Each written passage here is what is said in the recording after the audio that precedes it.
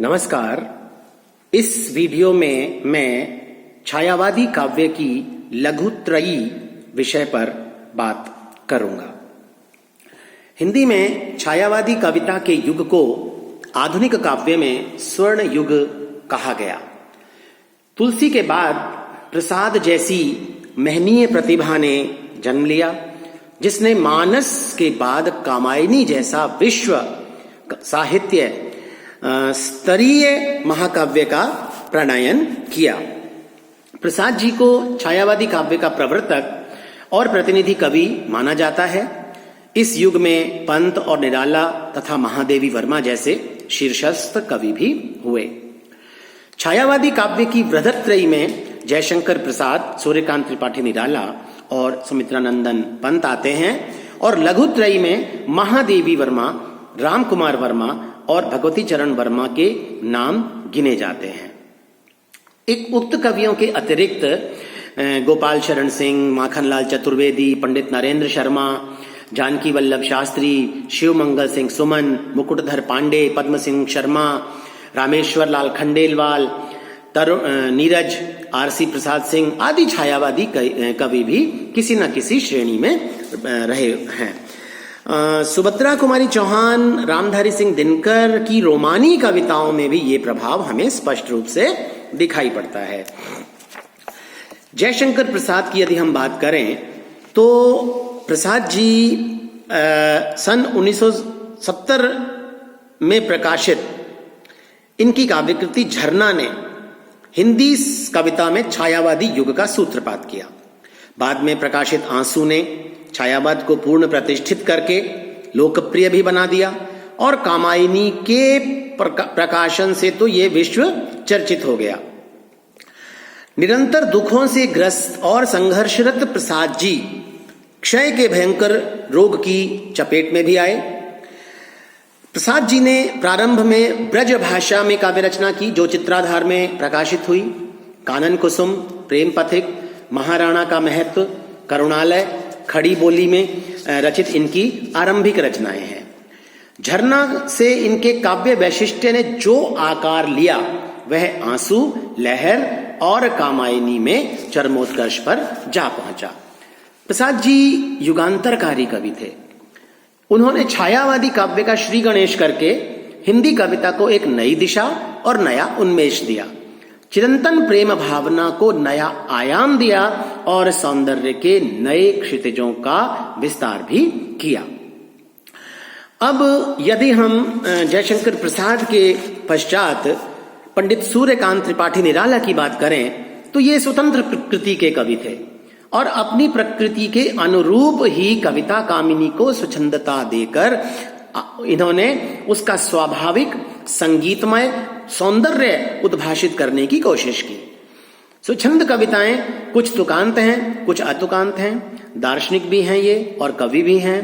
बुद्धिवाद और हृदयवाद दोनों का सुखद सम्मिलन इनमें हमें दिखाई पड़ता है। जागरण, मैं और तुम, कर्ण आदि इनकी रचनाएं दार्शनिक चिंतन से प्रेरित हैं और ब्रह्मवाद से ये प्रभावित अवश्य हैं, किंतु ब्रह्मलीन होकर अपने व्यक्तित्व को खो देने के पक्ष में नहीं हैं। इनकी कविता भक्तों की भांति ईश्वर के साथ चंद्र चकोर का सा संबंध रखने की बात कहती है। इनके हृदय में करुणा और सहानुभूति का स्रोत बहता हुआ दिखाई पड़ता है।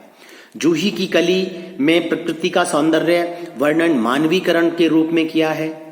इनके दो काव्य संग्रह हैं, एक परिमल और दूसरा अनामिका।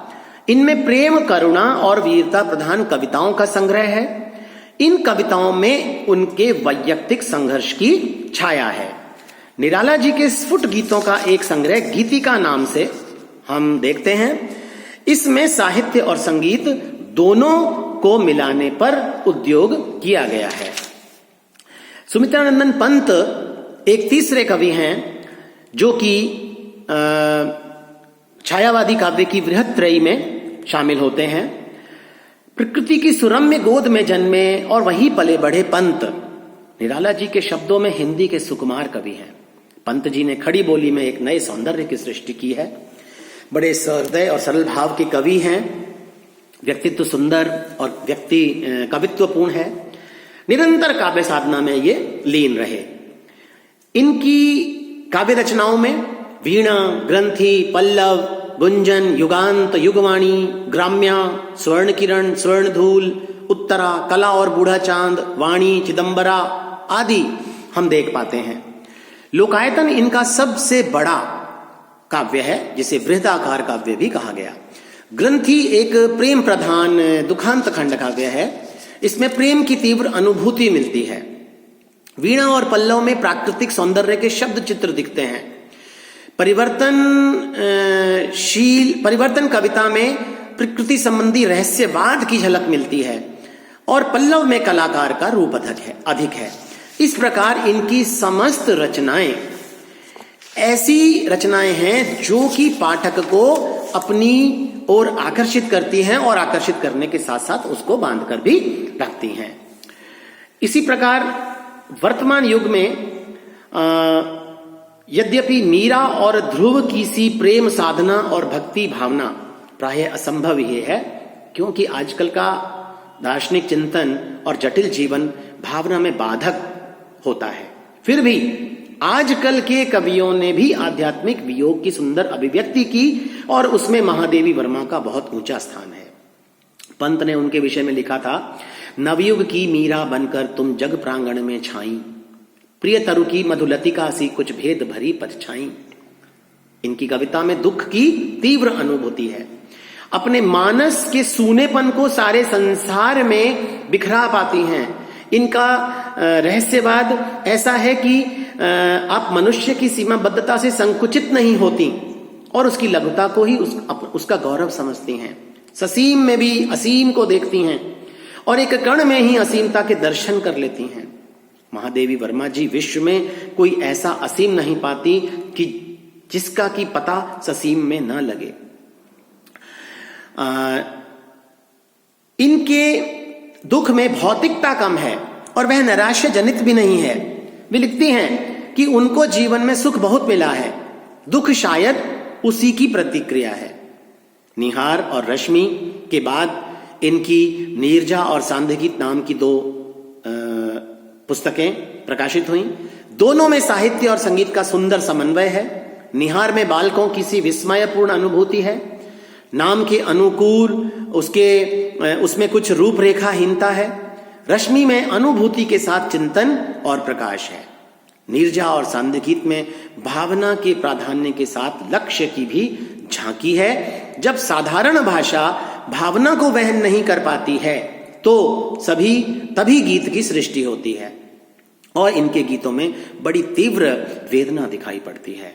महादेवी जी यद्यपि संस्कृत गर्भित भाषा लिखती हैं, फिर भी उसमें एक विशेष सरलता और प्रभाव हमें दिखाई पड़ता है। भाव भाषा में से स्वयं ही प्रस्फुटित होते मालूम होते हैं। इनके भावों में छायावाद की सुकुमारता पूर्ण रूप से परिलक्षित होती है और भाषा ने उसी कोमलता का अनुसरण किया है। इनके विरह में एक विशेष विदग्धता है, जिसके कारण पाठकों का जी उबता नहीं और ये विरह की आराधना करते करते स्वयं ही विरहमय हो जाती हैं। फिर विरह दुखमय नहीं रहता। इनका खुद का कहना है, हो गई आराध्यमय में विरह की आराधना से।